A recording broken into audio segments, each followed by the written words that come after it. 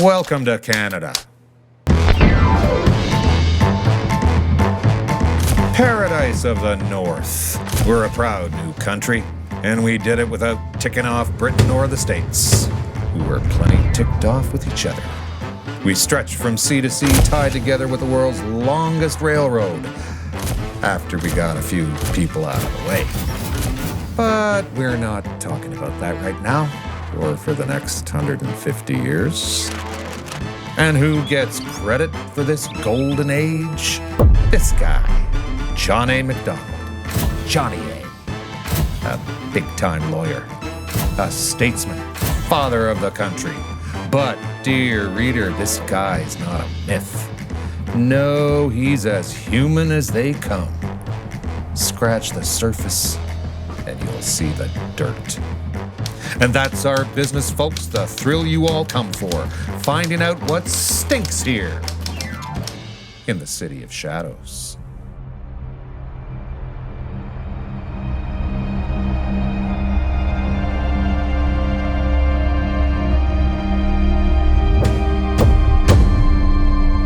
Where do we begin, dear readers?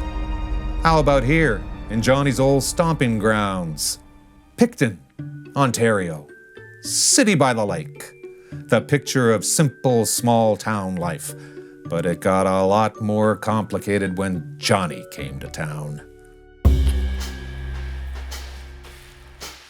Johnny?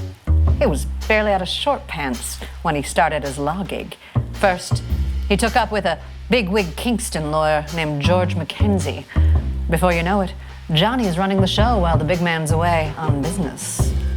Then, Johnny's cousin goes down with consumption. Bad news for him. Good news for Johnny. He takes over the office in Picton while the old boy recovers. Johnny couldn't spend all his time on the law. He and his pals partied and drank until the early hours. A fun bunch, as long as you stayed on their good side. A lesson an innkeeper named Bob Hopkins was gonna learn the hard way. Oh, Bobby had a taste for speed. A taste that regularly spooked the locals. So, Johnny and the boys decided to teach him a lesson. Hopkins goes out of town, and Johnny's crew get to work. Building a fence across the road. The little imps hide in the weeds until Hopkins comes back, introducing his horse and buggy to a world of pain. Johnny is hauled into court. And what's the verdict for this troublemaker? Why, he's a young lawyer, sowing his oats, as they say. Or how about the case of Dr. Frank Moore? The old doc was a real spitfire, anti-conservative, and real down on the anti-Catholic Orangemen. The doc goes in the Hopkins Hotel, looking to wet his whistle, but Johnny and his pals have other plans.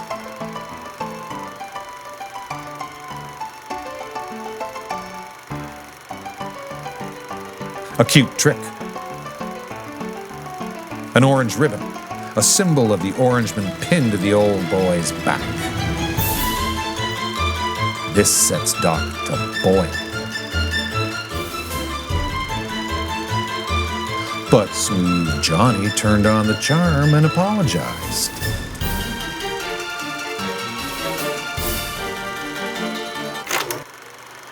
Doc's on a stroll and gets it in his head the boys are still laughing at him.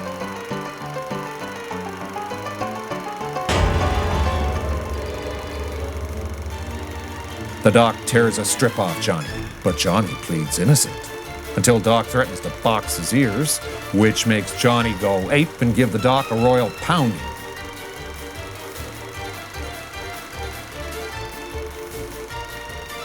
Putting Johnny in Dutch with the law once again. Assault charges. And what's the verdict for beating the old man in the street? Not guilty. In fact, the doc went up the river for assaulting him. You're asking yourself, can anything stick to this Teflon team? Does desecrating a church razz your berries, dear reader? Well, it sure razzed Johnny's. After a real swinging time at a local watering hole, Johnny and the boys stumbled across something wild. A horse, frozen solid. And do our pals report this to the boys in blue, get civic-minded, and clean it up? Like fun they do. Later, the sexton is lighting candles for a shindig at the old Methodist church.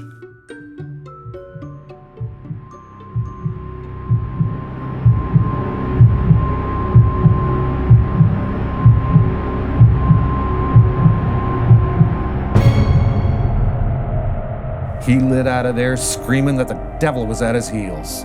When the locals worked up the courage to confront Old Scratch, they came face to face with Johnny's handiwork.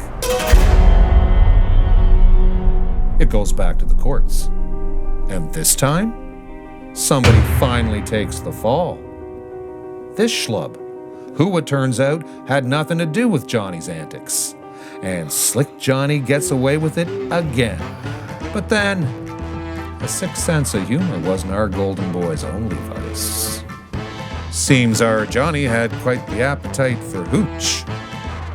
Who could blame the kid? He grew up in Kingston, the Gomorrah of Upper Canada.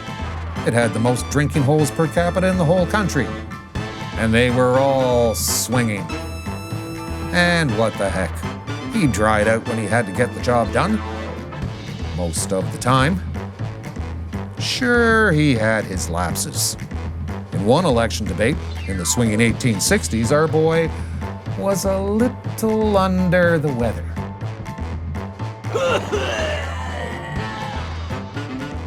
This moot jumped on the opportunity to take our Johnny down a peg. After all, who'd want a sloppy drunk running the country? He says, I didn't throw up because I'm drunk. I threw up because I had to listen to this putz, or words to that effect. Long story short, big cheer. A moot loses his chance to be in the history books. I mean, sure. Giggle juice might have contributed to him giving a rival a little love tap on the election trail. And maybe it interfered with our boy's candle management on occasion. That occasion being the London conference that made Canada a country. But our boy came out of it singed instead of fully baked. Yes, Johnny had it all under control.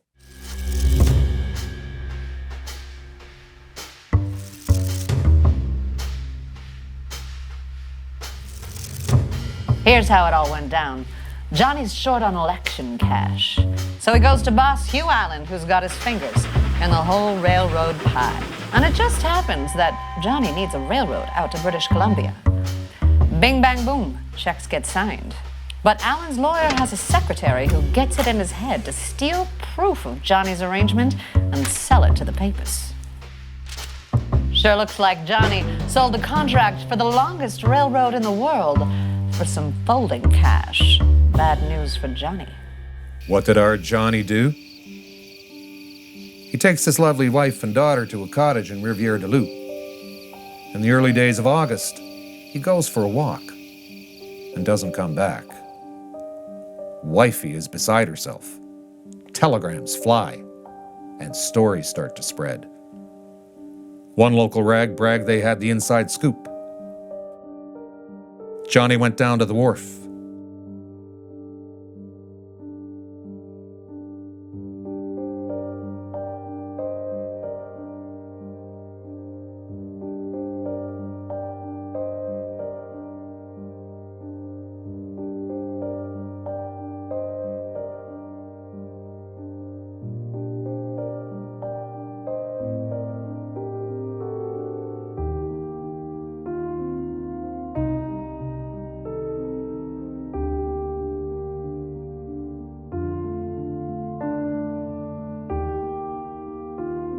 And took a nosedive into the surf. But rather than taking a one-way trip to the big nowhere, Johnny's in Montreal clinging to life by a thread. Johnny's boys said it was the opposition party spinning tales. Their version of events is telegram comes to Johnny's wife telling her about the suicide attempt. She hands it to Johnny, who's safe at home and thinks everybody's nuts. Where was Johnny? Bender? Suicide attempt? Nobody can say for sure. He's back on the scene 2 days later. But what can he do? Faced with something he can't charm or drink away, our boy finally has to face the music. On November 3rd, 1873, Teflon Johnny resigns. His days as Prime Minister are finished. For almost 5 years. Yeah, Johnny took the top seat back in 1878 and held it for another 13 years. What can I say? Can't keep a good man down. Or our Johnny. And was he? A good man? Doubtful. Angels don't last long in politics. But dear reader, doesn't that make him our kind of guy? We're not the type that fall for the whole I cannot tell a lie scam. The warts are in the picture no matter how much the squares wish they weren't. Final word? Johnny won more than he lost. And I guess, folks, that earns you the title of hero here in the City of Shadows.